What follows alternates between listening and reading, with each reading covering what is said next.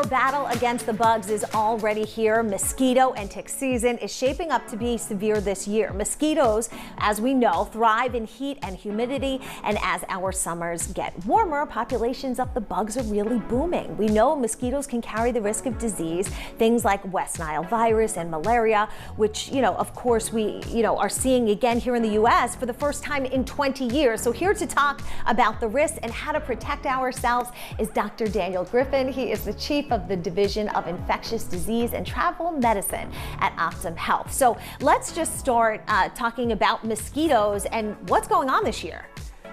It's quite something, right? I mean, normally we just thought of mosquitoes as annoying, right? I'm going to get these bites, scratchy, how do I avoid that? But now we're starting to hear that the mosquitoes, the bugs may actually carry things that we need to worry more about. We had the West Nile, right? Sure. And that was a number of years ago, and that's a little bit in the background. But now we just had a number of cases of malaria in the U.S. We're up to 6 in Florida, 1 in Texas. I know people probably don't know, but the U.S. used to be malaria endemic.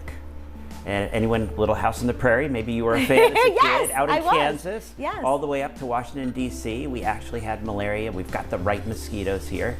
So things are getting a little more worrisome. Now, why would that all of a sudden show back up again?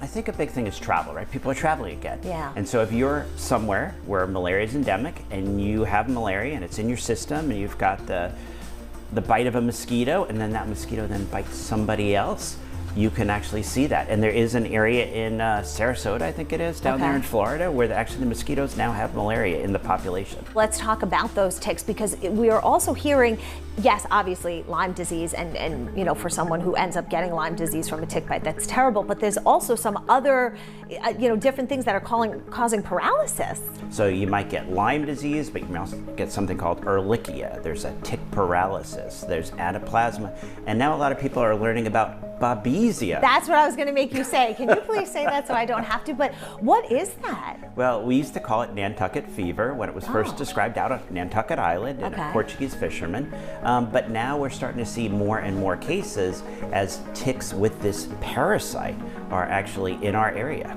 So now how do we protect ourselves, because prevention, I want to prevent it, and then what do I do if I think something's wrong? Yeah, so the mosquitoes and the ticks, similar things, right? Just think about when you might be in a situation where you might be exposed. So mosquitoes, this is one of my favorite words, they tend to be crepuscular. Ooh. They bite us in dawn and dusk, right? Early in the morning, the end of the day, right? It's sort of those high points, long pants, long shirts, a place where there's a breeze, insect repellent, so let's minimize the amount of bites from the mosquitoes. Right. Similar issue with ticks, but also ticks are going to be in certain areas, right? Sure. So if I pull a tick off me or I, do that, how do I know that this bite is bad? You always hear about that bullseye, but is that specific to Lyme disease, or is that, how do I know? Yeah, so in general, we would say the mosquito that you hear buzzing is not the one that bit you, right? Or the tick that you see may not be the one that makes you sick, because the ticks that carry a lot of the diseases are so small. They're the size of a poppy seed. So a lot of times they're the ones you don't see until they start to fill up, and by then they've been on you for a day or two. Once they've been on for a couple days is when we start to worry, and that is classic, this bullseye. We say about 90% of the time, hopefully that's true, you end up with a bullseye if you get something like Lyme from that tick. So, one, you want to avoid the ticks if possible, stay out of those places, long pants. But then, let's say this happens, you find a tick on yourself. Yes. Then you actually want to seek care. When you first come in right away, your immune system hasn't had a chance to respond. So those those blood tests, you don't need those right up front. Those won't be positive for 2 to 3 weeks. So we have to jump in based on the scenario. Maybe we see that bullseye, we jump in maybe doxycycline or one of the alternatives. 7 to 10 days is what we recommend for treatment. And then 2 to 3 weeks later, you do that blood test to find out. Now, Babesia, the parasite, that might be in there right away. You can do a blood smear. We have PCR testing for that. So.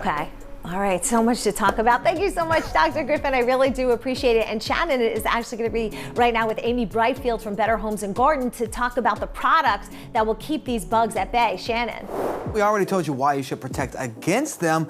Well, now we're going to tell you how. Amy Brightfield, Health and Features Director at Better Homes and Gardens, is here to show us how we can use some of the best products to get rid of those pesky bugs. All right, Amy, thank you so much for joining us. Let's start with right here. I'm familiar with this one. Yes. I use this with kids. So you definitely need a spray is the easiest way and the most effective way to protect First one, BHG, Better Homes and Gardens, tested these, and these are the two that came out on the top. And this is off, Deep Woods, and it has DEET in it. And DEET I hear that's important. It is the most effective, especially if you're going camping or you're going hiking in a wooded area. And it also helps against ticks, which are really bad this year. Yeah, you know, my wife is always like, she doesn't like some that smell bad.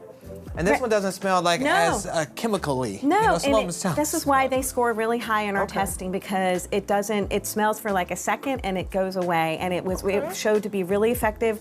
Our tester, we didn't get any mosquito bites when we used this. Really? Okay, that's big, because a lot of times you'll put it on, it's like it did nothing. Yeah, no, this is, it's got DEET, it's really effective. Okay. Definitely go with this one for if you're going camping or hiking in the woods, in a wooded area. You have another spray can Now here. this is another spray. Now some people don't want to use DEET. This is picaridin. The active ingredient in this is picaridin, and it's also effective, but it's better to use this if you're like going to be outside in your backyard or in the pool. So this is more like an everyday use opposed to like camping it's out in the woods. more of like if you're not going to be in the woods and in the grass for a long time. But you still don't want the gnats and the other backyard bugs being pests. Yes, right? yeah, but this is good against mosquitoes too as well. Now I'm not sold on this one here. I like the first two, but tell us about this one. Extra protection. This is not in place of spraying yourself. If you're going to be outdoors for a long period of time, you should definitely spray yourself. This is just extra protection. You put it sort of like if you're having like a patio or porch backyard party. You put it far away. It's 15 feet of protection. Oh, wow, okay. And so it just gives you that little extra layer of protection. It sort of deters the mosquitoes from even flying in to the area. These are citronella candles, and these are actually from the Better Homes and Gardens Walmart line. And actually, you can use these. It's citronella. Oh, it smells good though. It doesn't smell like the regular citronella smell we're used to when they're like those tiki torches. And you can use these as planters when you're done. And also, the citronella candle protects in two different ways. It deters. It's the smoke that comes from the candle that deters the bugs from coming in, and then also the scent. The citronella itself deters. But it also, again, this is an added layer of protection. It doesn't. After you spray. After you sprayed yourself. Good point. And we have one more real quick. We love these. These are our favorite. So this is if you get bitten, what do? So this is a balm that you put right on the bite, and it stops you. It's got shea butter, it's got arnica, and so it smells really great, like pepperminty, and it actually, like if you want to. Does that really work though? It really works. My daughter gets them bad. She like welts up from a mosquito bite. This has got anti-inflammatory. It's got colloidal oatmeal in it. It's anti-inflammatory, and also it's sort of like you can just put it in your bag, and it just, when you feel like scratching, you just put it on. All of these are pretty good. I'm gonna stick with these first two, but it's good to have other alternatives, especially after your bit. That's perfect for the kids who love to scratch away. It's good. Those are great preventative for you don't want to bite to get infected. All right, Amy Brightfield, thank you so much. Health and Features Director at Better Homes and Gardens. We appreciate that. And of course, for more summer tips, you don't want to miss the magazine's current issue, available on newsstands now.